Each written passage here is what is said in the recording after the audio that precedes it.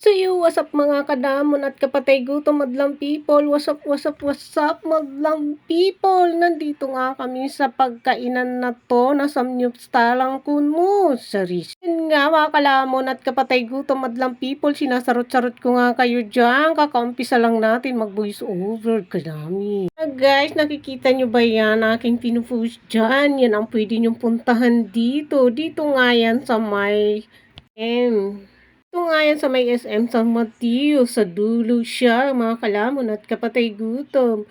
So, ayun nga guys, yung place nila, maganda naman yung place nila, malaki at meron dyang carwash. Habang kumakain kayo, pwede nyong ipakarwas ang iyong mga sasakyan, charis. Mga kalamon at kapatay gutom, kaya dyan guys, ayan, masarap din yan, mga ano nila dyan, yung mga parang pretties nila. Sarap dyan guys, yung patatas dyan na Miss Ball. Mga kalamon at kapatay gutom. Nga namin yan, isa-isa yung mga pretties na yan dyan. Ang hindi masarap dyan, yung sinabi kong Miss Ball na patatas at yung parang pancit nila.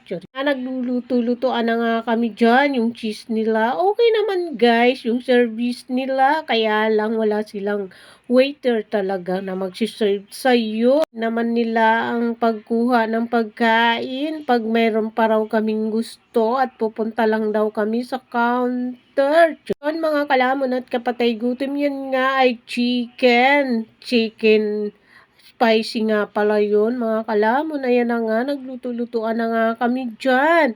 Masarap naman siya guys, yung samnupstal nila. Kaya ayan, tamang kain lang yun. Hindi ko nga sinama dyan ang mga kasama ko dahil nga sinabi nila hindi sila pwedeng isama sa aking video. Kaya ayan, mukha ko na lang ang sinama ko, charisan. Pagmumukha ko lang ang makikita nyo dyan mga kalamon at kapatay gutom. Nga yan dahil gutom na talaga kaming lahat dyan. Wala kasi kaming almusal. Mga kalamon at kapatay gutom, pagpasensyahan nyo nga ang voice over natin dyan dahil utal-utal, bulol-bulol, ganun talaga mga kalamon. Pinakamahirap sa lahat mag voice over kasi ang haggard, masakit sa lalamunan at mahirap talagang mag voice over sa totoo lang. Diyan mga kalamon, kaya tamang kain lang muna tayo dyan at luto-lutuan.